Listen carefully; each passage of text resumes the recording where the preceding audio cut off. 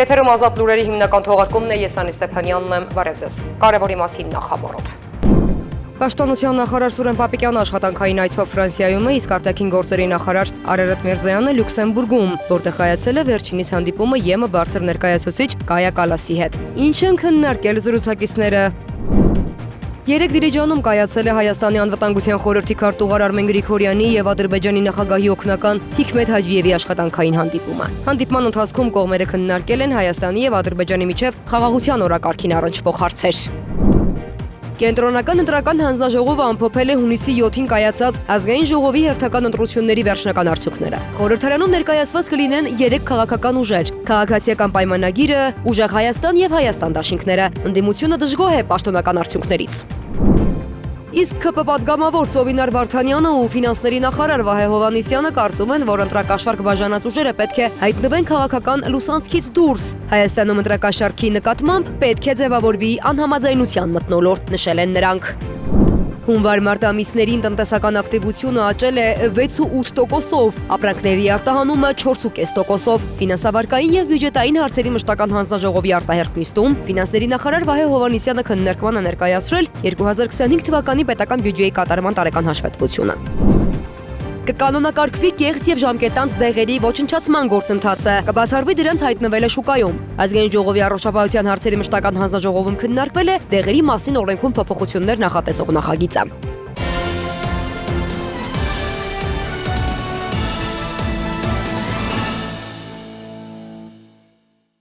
Պաշտպանության նախարար Սուրեն Պապիկյանը աշխատանքային այցով Ֆրանսիայում է, իսկ արտաքին գործերի նախարար Արարատ Միրզոյանը Լյուքսեմբուրգում։ Այսօր ԵՄ բարձր ներկայացուցիչ Կայա Կալասի հրավերով նախարար Միրզոյանը կմասնակցի ԵՄ անդամ պետությունների արտաքին գործերի նախարարների խորհրդի նիստի շրջանակներում քննարկման։ Մինչև այդ կայացել է Միրզոյանի հանդիպումը Կոսի հետ։ Զրուցակիցները քննարկել են Հայաստան-ԵՄ գործընկերության տնտեսական բաղադրիչի խթանման ուղղությամբ կոնկրետ մեխանիզմներ եւ դրանց իրացման ուղղությամբ առաջիկա անելիքները։ Նախարար Միրզոյանը եւ հանձնակատար Կոսը մտքեր են փոխանակել հուլիսի 5-ին հանձնակատարի Երևանայցի օրակարգի վերաբերյալ։ Հանդիպման անդրադարձ է կատարվել նաև տարածաշրջանային զարգացումներին։ Երեկ Դիլիջանում կայացել է Հայաստանի անվտանգության խորհրդի քարտուղար Արմեն Գրիգորյանի եւ Ադրբեջանի նախագահի օգնական Հիկմետ Հաջիևի աշխատանքային հանդիպմանը։ Հանդիպման ընթացքում կողմերը քննարկել են Հայաստանի եւ Ադրբեջանի միջև խաղաղության օրակարգին առնչվող հարցեր։ Ընդգծվել է երկկողմ շարունակական երկխոսության կարևորությունը տարածաշրջանում երկարատև խաղաղության եւ կայունության ամրապնդման ուղղված ջանքերի համատեքստում։ Կողմերը նաեւ մտքեր են փոխանակել երկու երկրների քաղաքացիական հասարակությունների միջև փոխվստահության ամրապնդման միջոցառումների վերաբերյալ։ Արմեն Գրիգորյանը եւ Հիկմետ Հաջիևը պայմանավորվել են շարունակել աշխատանքային շփումները, նշելով, որ հաջորդ հանդիպումը կկայանա Ադրբեջանում։ Հանդիպումից հետո պաշտոնյաները զբոսնել են Դիլիջանում, Հիկմետ Հաջիևը եւ նրան ուղեկցող պատվիրակությունը Հայաստան են ժամանել ցամաքային սահմանի սահմանազատված եւ սահմանագծված հատվածով անցնելով բոլոր համապատասխան ընթացակարգերը։ Կենտրոնական ընտրական հանձնաժողովը ամփոփել է հունիսի 7-ին կայացած ազգային ժողովի հերթական ընտրությունների վերջնական արդյունքները։ Ըստ ԿՀ-ի խորհրդարանում ներկայացված կլինեն 3 քաղաքական ուժեր, քաղաքացիական պայմանագիրը կստանա 64, Ուժեղ Հայաստան դաշինքը 29, իսկ Հայաստան դաշինքը 12 մանդատ։ Մինչև իշխանությունը խոսում է ընտրությունների օրինականության եւ բարձր մասնակցության մասին, 6 ընդդիմադիր քաղաքական ուժեր կասկածի տակ են դնում պաշտոնական արդյունքները, հայտարարելով, որ դրանք չեն արտացոլում ժողովրդի իրական կամքը։ Կենտրոնական ընտրական հանձնաժողովն ամփոփել է 2026 թվականի հունիսի 7-ին կայացած ազգային ժողովի հերթական ընտրությունների վերջնական արդյունքներն ու հայտարարել նոր խորհրդարանի կազմը։ Կենտրոնական ընտրական հանձնաժողովի նախագահ Վահագն Հովակիմյանի ներկայացրած տվյալների համաձայն քվեարկությանը մասնակցել է 1,476,769 ընտրող, մոտ 58,9%, ինչը քաղաքական վերլուծաբանների գնահատմամբ վկայում է ընտրական գործընթացի նկատմամբ հանրային բարձր հետաքրքրության եւ վստահության մասին։ Ընտրությունների արդյունքում առավելագույն աջակցությունը ստացել է քաղաքացիական պայմանագիր կուսակցությունը, հավաքելով 726,819 ձայն կամ 49,75%։ Երկրորդ տեղում է Ուժեղ Հայաստան դաշինքը 340,006 ձայնով կամ 23,27% արդյունքով, իսկ երրորդ քաղաքական ուժը դարձել է Հայաստան դաշինքը 144,983 ձայնով կամ 9,92% աջակցությամբ։ Կենտրոնական ընտրական հանձնաժողովի որոշմամբ ազգային ժողովի 101 մանդատները բաշխվել են հետևյալ կերպ՝ Քաղաքացիական պայմանագիր կուսակցություն 64 մանդատ, Ուժեղ Հայաստան դաշինք 29 մանդատ, Հայաստան դաշինք 12 մանդատ։ Մանդատների վերջնական բաշխման արդյունքում Քաղաքացիական պայմանագիրը ստացել է նաև ազգային փոքրամասնությունների համար նախատեսված 3 լրացուցիչ մանդատ, իսկ Ուժեղ Հայաստանը 1 լրացուցիչ մանդատ։ Կենտրոնական ընտրական հանձնաժողովի նախագահը հայտնել է, որ 3 ընտրատեղամասերի քվեարկության արդյունքները ճանաչվել են անվավեր, սակայն այդ հանգամանքը որևէ ազդեցություն չի ունեցել ընտրությունների ընդհանուր արդյունքների վրա։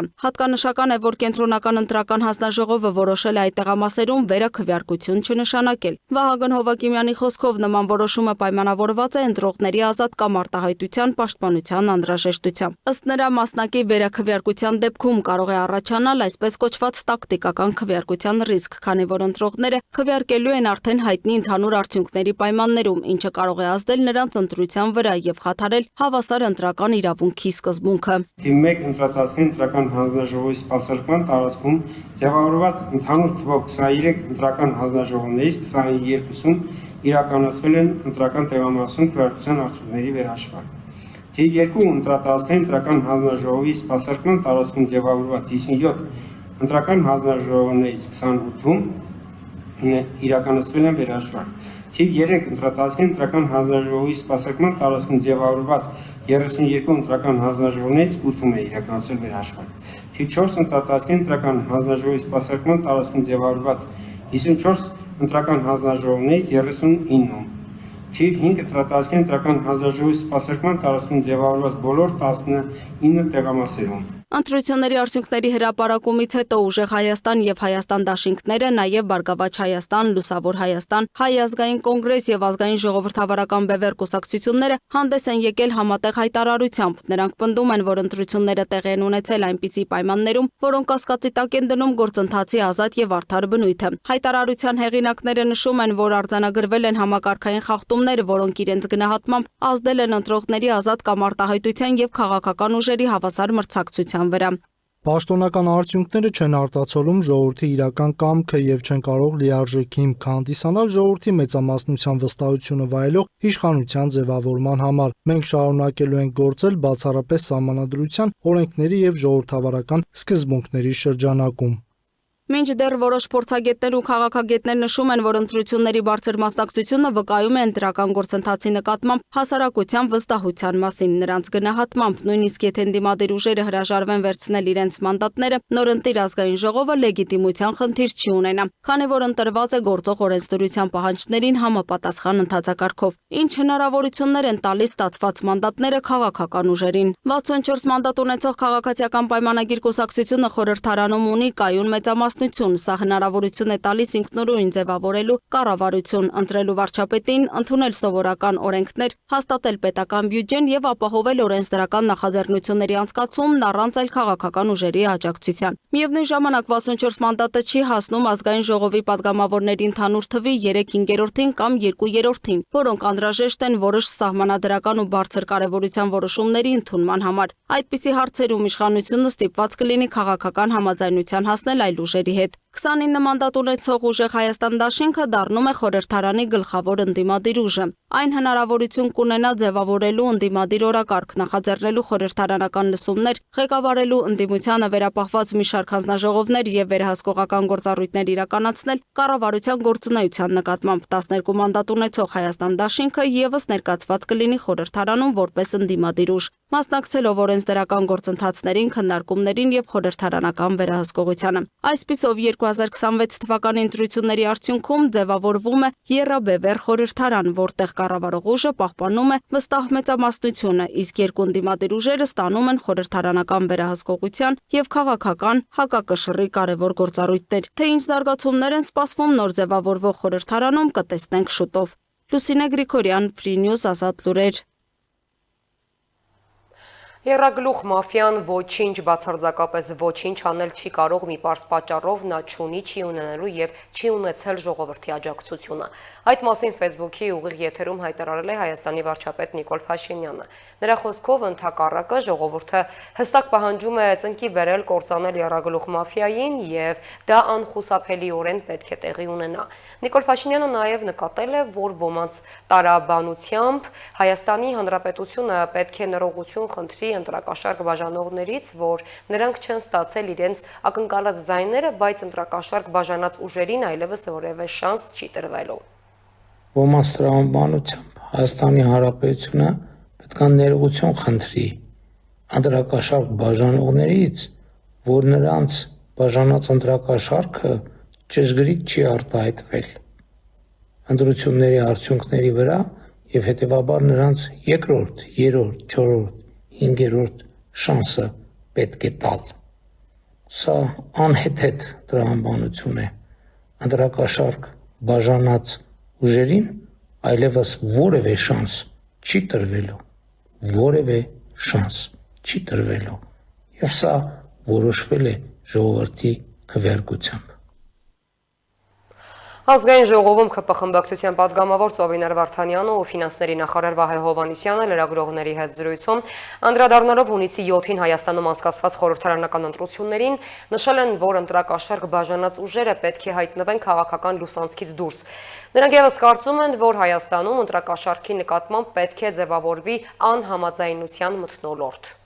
Ընդդիմության ներկայացուցիչները անդրադառնալով երկու ընտրատեղամասերում քվեարկության արդյունքներն անվավեր ճանաչելու վերաբերյալ ԿԸՀ որոշմանը հայտարարում են, թե իշխանությունն է արել ամեն հնարավորը, որպեսզի Բարգավաճ Հայաստան կուսակցությունը չհայտնվի խորհրդարանում։ Ազգային ժողովի քաղաքացիական պայմանագիր խմբակցության պատգամավոր Ծովինար Վարդանյանը լրագրողների հետ զրույցում ի պատասխան այս հայտարարությանը նշեց, թե խորհրդարան անցած ընդդիմությունը եւ առասարակ այն բոլոր ուժերը, որոնք ընտրակաշարք են բաժանել, պետք է զերծ մնան հիմնազուրկ հայտարարություններից, ավելին պատասխանատվության ենթարկվեն։ Վարդանյանը ընդգծեց, որ ԿԸՀ-ն իր որոշման մասով տվել է պարզաբանումներ, իսկ այն տեղամասերում, որտեղ չեղյալն են հայտարարվել քվեարկության արդյունքները, տուժել է նաև քաղաքացիական պայմանագիրը, կորցնելով ավելի շատ քվեներ։ Քանի որ արդեն իսկ արդյունքները կարելի ասել 99%-ով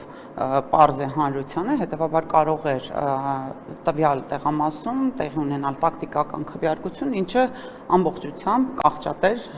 պատկերը, կաղավաղեր պատկերը եւ կունենար այլ ազդեցություն։ Քաղաքացիական պայմանագիր կուսակցության պատգամավորի խոսքով տարբեր շրջանակների կողմից տարվող այն խոսույթը, թե իրենք նախորդ խորհրդարանական ընտրություններում ավելի շատ աջակցություն ունեին քաղաքացիների կողմից, քան ներկայում, իսկ դրա վկայությունը 50%-ի շեմը չհաղթահարելն էր, ընդգծեց, որ իրենց ուժը ստացել է ավելի շատ քվեներ, քան 2021-ին։ Նման խոսակցությունները չեն անհանգստացնում քաղաքական այս ուժին, քանի որ Հայաստանի Հանրապետության քաղաքացին իր խոսքն արդեն ասել է Նիկոլ Փաշինյանին եւ ԿՊ-ին վստահելով միազնյա կառավարություն ձևավորելու մանդատը։ Վարդանյանը սակայն նշեց, որ իրեն մեկ այլ իրավիճակ է մտահոգում։ Մեզ մտահոգում է այն, որ որոշ քաղաքական ուժեր մտածել են, որ կարելի է գալ Հայաստանի Հանրապետությունում, զավթել ժողովրդի իշխանությունը, բաժանելով ընտրակաշարք։ Այդ դա ինձ մտահոգում է։ Եվ այդ մասով ես կարծում եմ մենք գնալու ենք այս հարցի հետևից, եւ այս հարցը առնվազն մինչև մյուս ընտրություններ եւ ոչ միայն մյուս ընտրություններ, այդ թվում նաեւ տեղական ինքնակառավարման մարմիններում կայացող գալիք ընտրություններում պետք է արդեն լուծված լինի։ Քաղաքացիական պայմանագիր կուսակցության մեկ այլ անդամ գործադիր իշխանության ներկայացուցիչներից ֆինանսների նախարար Վահե Հովհաննիսյանն էլ համամիտ չեն դիմադիրների այն կարծիքի հետ, թե Փաշինյանն ու կառավարությունը սպասում էին ընտրությունների կայացմանը անմիջապես ակցիզային հարկի բարձրացմանը ձեռնամուխ լինելու համար։ Նախարարը վստահեցրեց, մեկը մյուսի հետ կապ չունի, ակցիզային հարկի բարձրացման վերաբերյալ օրենքի նախագիծը մշակվել է ավելի շուտ եւ անգամ ընդունումից հետո այն անմիջապես չի կիրառվելու։ Նախարարի համոզմամբ օրենքի այս նախագիծը միտում չունի ապրանքների թանկացման շղարժ ապահովել, քանի որ որոշ ապրանքատեսակներ արդեն իսկ գնիչեցում են ապահովել։ Ակցիզային հարկի փոփոխությունները վերաբերվում են ընդհանրապես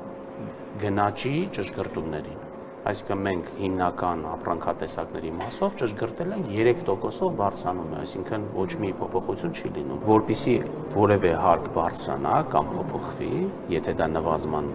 բան չունի, դա պետք է հաստատվի 6 ամիս առաջ։ Հիմա մենք փորձում ենք դա հաստատել մինչև հուլիսի 1-ը, որպեսզի դա կարողանա ուժի մեջ մտնել հունվարի 1-ից։ Ֆինանսների նախարարը հերյուրանք համարեց կենսաթոշակային եւ առողջական համընդհանուր ապահովագրության ֆոնդերի ճեղքումների մասին խոսակցությունները եւ վստահեցրեց, որ կառավարությունը շարժվում է հստակ մշակված ռազմավարական ծրագրով եւ ի տարբերություն ընտրակաշարք բաժանած ուժերի կարող է ապահովել իր քաղաքացիների բարեկեցությունը։ Ֆինանսավարկային եւ բյուջետային հարցերի մշտական հանձնաժողովի արտահերթ նիստում ֆինանսների նախարար Վահե Հովհաննիսյանը քննարկման է ներկայացրել 2025 թվականի պետական բյուջեի կատարման տարեկան հաշվետվությունը։ Ըստ այդմ հունվար-մարտ ամիսներին տնտեսական ակտիվությունը աճել է 6.8%-ով, ապրանքների արտահանումը 4.5%-ով, իսկ հայկական ծագման ապրանքների արտահանումը 36.9%-ով։ Ներմուծումը ավելացել է 4.6%-ով։ Պետբյուջեի եկամուտները գերազանցել են նախատեսված ցուցանիշը 5.2%-ով, իսկ հարկային եկամուտները ու պետական տուրքը 13.6%-ով։ Կառավարության պարտքն էլ կազմել է 5 տրիլիոն 311 միլիարդ դրամ, նախորդ ժամանակահատվածի համեմատ աճելով 11 միլիարդ դրամով։ Ամենակարևոր ձեռքբերումներից է թերևս 25 թվականին մեր կապիտալ ծախսերը աճել են եւ հասել են հնայում 6.2%-ի, որոնք հիմնականում ուղղված են եղել մարդկային կապիտալի, անվտանգային եւ տնտեսական ենթակառուցվածքների զարգացմանը։ Եթե համեմատենք 21 թվականի հետ, ապա կապիտալ ծախսերը աճել են 3.1%-ային կետով, իսկ ընթացիկ ծախսերը միաժամանակ նվազել են 2.8%-ային կետով։ Հիշեցնեմ, որ 21 թվականին կապիտալ ծախսերը հնայում 6.2-ի փոխարեն կազմում են 3.1%, իսկ ընթացիկ ծախսերը 23.1-ի փոխարեն կազմում են 25.9%։ Նույն հանձնաժողովի նիստում հաշվեկնիչ պալատի նախագահ Ատոմ Ջանջուղազյանը նշել է, որ կառույցի հիմնական նպատակը հանրային միջոցների օգտագործման օրինականության եւ արդյունավետության բարձրացումն է։ Նշվել է, որ 2025 թվականին մոտ 1 միլիարդ դրամ բյուջեից օգտագործվել է 832 միլիոն դրամը, որի հիմնական մասը ուղղվել է աշխատավարձերին։ Ըստ նրա, հաշվեկնիչ պալատի երկու տարբեր շենքերում տեղակայված լինելը լրացուցիչ ծախս է առաջացնում եւ ակնկալվում է մոտ ապագայում գործունեությունը կենտրոնացնել մեկ տարածքում։ 26-32 թվականների ռազմավարական ծրագրով առաջնահերթ են ճանաչվել առողջապահության, կրթության, շրջակա միջավայրի, արդարադատության, տնտեսության, պետական ֆինանսների եւ համայնքների ոլորտները։ 26 թվականին նախատեսվում է իրականացնել 10 հաշվեկնություն հանրային կառավարման արդյունավետության բարձրացման նպատակով։ 2025 թվականը առանձնահատուկ էր նաև այն առումով հաշվեկնիչ պալատի գործունեության տեսակետից, որ ազգային ժողովի կողմից 2024 թվականին ընդունվեց հաշվեկնիչ պալատի մասին օրենքը նոր խմբագրությամբ, ինչը փոխեց էական հանգամանքներ հաշվեկնության գործընթացի հետ կապված, սկսած պալատի կառավարման մոդելից, ավարտած հաշվեկնողների ներկայացվող պահանջների սահմանմամբ եւ համապատասխան մոտիվացիոն մեխանիզմների ներդրմամբ, որոնք թույլ կտան պալատի կողմից պալատի գործունեության որակը դարձնել ժամանակակից ամենաբարձր ստանդարտին համապատասխան։ Դրա դրսևորումներից մեկը կուզենայի ուղղակի որպես փաստ ձեր ուշադրության ներկայացնել, ներդրվել է այս փոփոխությունների արդյունքում հանրային ծառայության նոր տեսակ, դա հաշվեկնիչ պալատի ծառայությունն է եւ ներդրվել են մոտիվացիոն համակարգեր, ինչպես արդեն ասացի, որը հանգեցրել է նրան, որ այսօր հաշվեկնիչ պալատում գործում են կամ իրենց պարտականությունները կատարում են 15 որակավորված աուդիտորներ։ Ուզում եմ ընդգծել սա, որովհետև ի տարբերություն նախորդ վիճակի, երբ գոնե մեկ հաշվեկնող, որը քաղաքացիական ծառայության պաշտոններ զբաղեցնում, չէր եղել հաշվեկնիչ պալատում, որը կապ ունենար հաշվեկնիչ պալատում տեղի ունեցող զարգացումների հետ կամ կապեր իր մասնագիտական զարգացումը հաշվեկնիչ պալատում տեղի ունեցող զարգացումների հետ։ Ազգային ժողովի առողջապահության հարցերի մշտական հանձնաժողովում քննարկվել է դեղերի մասին օրենքում փոփոխություններ նախատեսող նախագիծը, որի նպատակն է կանոնակարգել կեղծ եւ ժամկետանց դեղերի ոչնչացման գործընթացը եւ բացառել դրանց կրկնակի հայտնվելը շուկայում։ Նախագծի հեղինակներից Վանիկ Օհանյանի խոսքով ներկայում վերահսկողական բավարար մեխանիզմների բացակայությունը թույլ չի տալիս համոզվել, որ դեղերը իսկապես ոչնչացվում են։ Փոփոխություններով նախատեսվում է, որ դեղերի ոչնչացումը իրականացնող լիցենզավորված կազմակերպությունները պատասխանատվություն կրեն նաև դրոշմանիշերի եւ դրոշմապիտակների պատշաճ համար։ Նախագծերի փաթեթը բավականաչափ քննարկված է առողջապահության նախարարության, Հայաստանի Հանրապետության աշխատանքի եւ առողջապահության տեսչական մարմնի եւ շրջակա միջավայրի նախարարության մեր գործընկերների հետ եւ ունենք նրանց բոլորի դրական կարծիքները։ Մեզ ներկայացվեց նաեւ կառավարության հավաքական կարծիքը նոր առաջարկությունների տեսքով, որոնք բոլորը ընդունելի են մեզ համար եւ կատարվել են համապատասխան փոփոխությունները նախագծերում եւ ներկայացրել ենք առաջարկության ամփոփաթերթիկը, որի հետ կարող եք ծանոթանալ։ Ցանկանում եմ խոսել առաջարկություններից միայն մեկի մասին։ Այն է, որ առաջարկում է նախագծում լրացնել դրույթ առ այն, որ ոչնչացում իրականացնող լիցենզավորված իրավաբանական անձը կամ անհատ ձեռնարկատերը պատասխանատու է դրոշմանիշի, դրոշմապիտակի մարումը ապահովելու համար։ Այս առաջարկը նույնպես ընդունվել է։ Նախագիծը լրացվել է համապատասխան դրույթով եւ դրա կիրառության հետ կապված հարցերը կկանոնակարգվեն համապատասխան ենթաորեսդրական ակտերի մշակման ժամանակ։ Համացանցում հայտնվել են կադրեր օդանավակայանից, թե ինչպես է Ռոբերտ Քոչարյանը փորձում մեկնել երկրից։ Ըստ տարածվող լուրերի նրան իրավապահները չեն թույլատրել հեռանալ։ Քոչարյանի գրասենյակից հայտնել են, որ Ռոբերտ Քոչարյանը մեկնում էր 3 օրով։ Այցը կրում էր անձնական բնույթ, վաղուց պլանավորված էր եւ հետաձգվել էր նախընտրական խիտ գրաֆիկի պատճառով։ Իսկ նրա որդին Լևոն Քոչարյանը հայտնել է, որ նա մեկնում է Ռուսաստան։ Ավելի վաղ Հայաստանից, այսպես ասած, մի քանի օրով գործնական այցելությամբ հեռանալու փորձ էին արել Գագիկ Ծառուկյանը ու Նարեկ Կարապետյանը, որոնց նույնպես թույլ չէր տրվել մեկնել երկրից։ Քրեական եւ համայնքային ոստիկանները բացահայտել են Գյումրու Մայր Հայաստան հուշահամալիրի հուշարձաններից ոսկեգույն տառերը պոկելով վնասելու դեպքը։ Ոստիկանության ծառայողների ձեռնարկած միջոցառումների արդյունքում ստացվել են հավաստի տեղեկություններ, որ հունիսի 9-ին ժամը 15-ի սահմաններում հուշարձանների տառերը պոկել է Գյումրի քաղաքի Մուշ 2 թաղամասի բնակիչ 41-ամյա տղամարդը։ Նույն օրը նա հայտնաբերվել, ձերբակալվել եւ տեղափոխվել է ոստիկանություն։ Նախաքննություն շարունակվում է։ Աշտարակ համայնքի Օրգով գյուղի 12-ամյա բնակչի օրգանիզմում ենթադրյալ թմրանյութ հայտնաբերելու դեպքով մեկ անձ ձերբակալվել է։ Այս մասին հայտնել են ներքին գործերի նախարարությունից։ Հիշեցնենք, որ ավելի վաղ հայտնի էր դարձել, որ 12-ամյա աշակերտը դպրոցական էքսկուրսիայից հետո հայտնվել է հիվանդանոցում։ Ձեռքը տուր համայնքային զարգացման հասարակական կազմակերպության նախագահ Կարինե Թորոսյանը ահազանգել էր, որ երեխայի օրգանիզմում հայտնաբերվել է թմրամիջոց։ Ըստ առկա տվյալների խոսքը բարձր դոզայի մասին է, իսկ երեխան այս պահին գտնվում է հիվանդանոցում ծանր վիճակում եւ հիշողության կորստով։ Ընդ որում բժիշկները փաստել են, որ երեխան առաջին անգամ է օգտագործել թմրանյութ։ Ենթադրվում է քաղցրի միջոցով է փոխանցվել այն, նշել է Թորոսյանը։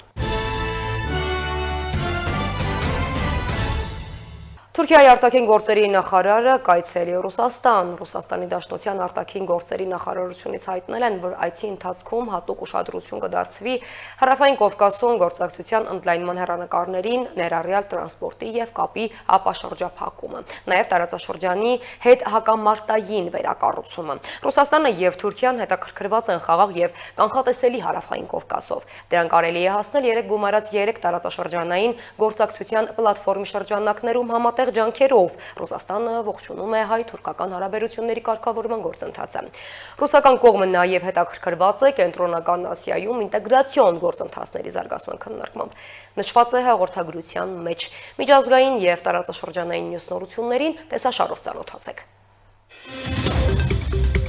ԱՄՆ-ի եւ Իրանի միջև համաձայնություն է ձեռք բերվել փաստաթղթի ստորագրման պաշտոնական արարողությունը տեղի կունենա հունիսի 19-ին Շվեյցարիայում։ Այս մասին հայտարարել է Պակիստանի վարչապետ Շահբազ Շարիֆը։ Երկու կողմերն էլ հայտարարել են բոլոր ճակատներում, այդ թվում Լիբանանում ռազմական գործողությունների անհապաղ եւ մշտական դադարեցման մասին, հայտնել է Պակիստանի վարչապետը։ ԱՄՆ-ը Իրան համաձայնագրի ստորագրման մասին գրառում է կատարել նաեւ ԱՄՆ նախագահ Թրամփը։ Թրամփը հաստատել է Իրանի հետ գործարքի կնքումը եւ հայտարարել հայտարարել Հորմուզի նեղուցի շրջափակումը վերացնելու մասին։ Աշխարհի նավեր գործի գցեք ձեր շարժիչները, թող նավթը հոսի, գրել է նախագահը։ Իրանի արտաքին գործերի նախարարի տեղակալ Քազեմ Ղարիբաբադին նույնպես հայտարարել է, որ ԱՄՆ-ի հետ բանակցությունների գործընթացը, որը երկար ժամանակ է զբաղեցրել եւ ուղեկցվել է Պակիստանի ու Կատարի միջնորդությամբ, ինչպես նաեւ ներառել է Կատարի պատվիրակության այցը Իրան եւ շուրջ 15 ժամ տևած երկարատև բանակցությունները ավարտվել է, տեղեկացնում է Թասնիմը։ Ղարիբաբադին հավելել է, որ առավոտից ուժի մեջ են մտնում երկու հրատապ իրադարձություններ։ Առաջինը պատերազմի եւ ռազմական գործողությունների դադարեցումը տարբեր ճակատներում, ներառյալ Լիբանանը, ինչը նաեւ պարունակվում էր Պակիստանի վարչապետի տեքստում։ Երկրորդը ԱՄՆ նախագահի կողմից ճանաչված ծովային շրջափակման վերացումն ու դադարեցումը։ Իրանի պարտավորությունների վերաբերյալ նա նշել է, որ դրանք ուժի մեջ կմտնեն ուրբաթ օրվանից համաձայնագրի պաշտոնական ստորագրումից հետո։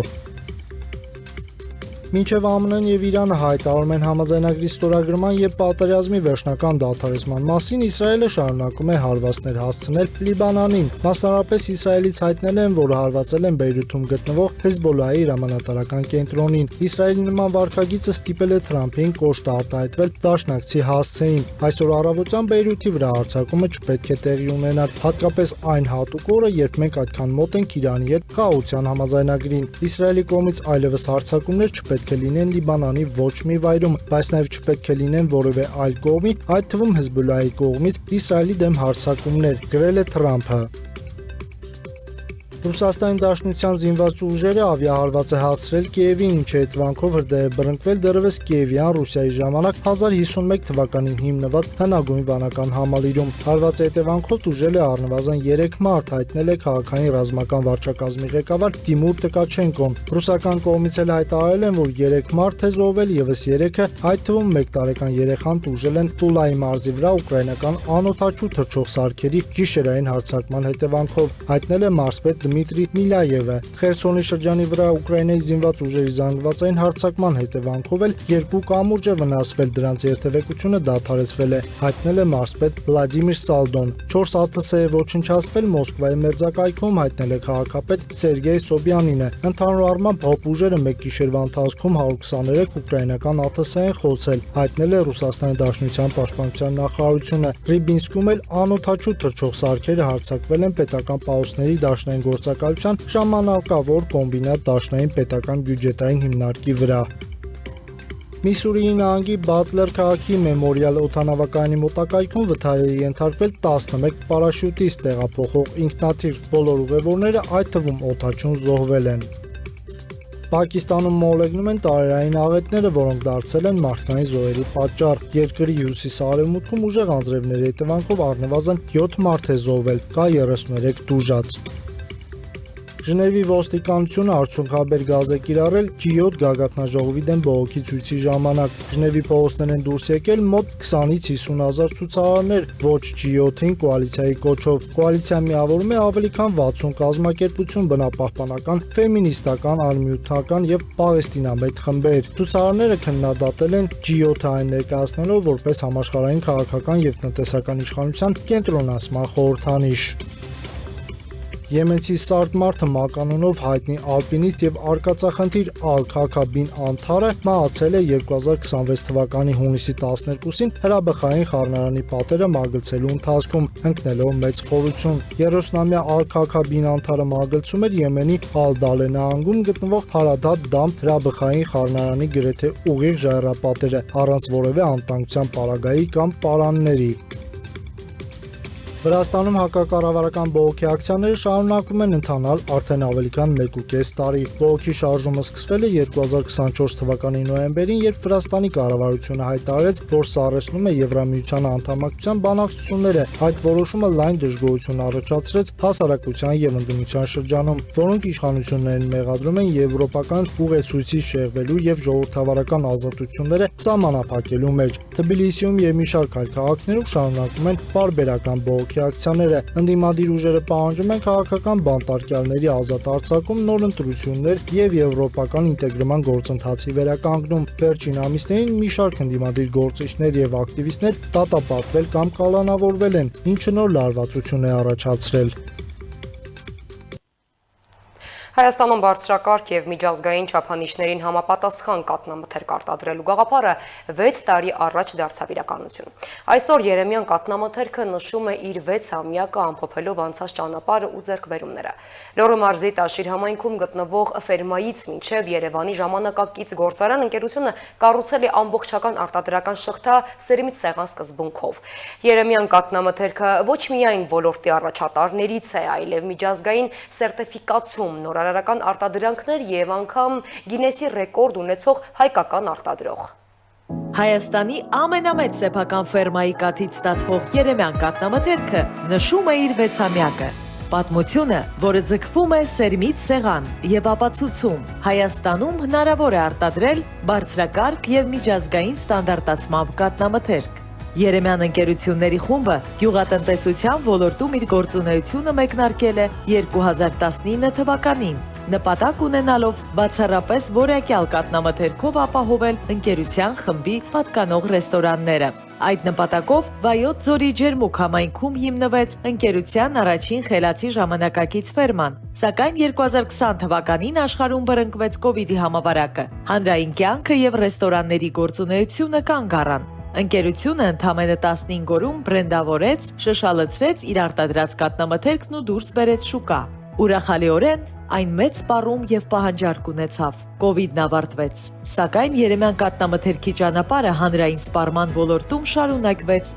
նոր տեմպով։ 2023 թվականի հոկտեմբերին Լոռու մարզի Տաշիր համայնքում ընկերությունը հիմնեց Հայաստանի ամենամեծ խելացի ժամանակակից եւ տոհմային անասնաֆերման։ Թվերի լեզվով ասած, մինչ օրս ընկերությունը արտադրել է 28 միլիոն լիտր կաթ, մշակել տարեկան 1200 հեկտար հող, ստացել 50,000 տոննա կեր, հիմնել 86,000 քառակուսի մետր գյուղատնտեսական շինություն։ Եվ իհարկե, այս ամենն իրականացվում է սերմից սեղան հայեցակարգով, որը Երեմյան կաթնամթերքը որդեգրել է դեռևս 2019 թվականից։ Այսինքն, գյուղատնտեսության ոլորտ մուտք է գործել առաջին անգամ Հայաստանում ներդնելով այս մոտեցումը։ Սա նշանակում է, որ սերմը սեփական դաշտերում ցանելուց, բարձր սննդային արժեքով կերը ստանալուց մինչև ժամանակակից խելացի ֆերմայում կենդանիների խնամք, կերակրում, փակ շղթայով կիթի իրականացում, փոխադրում այն գործարան, շշալցում եւ առաքում վաճառակետեր, այս ամբողջ շղթան իրականացվում եւ վերահսկվում է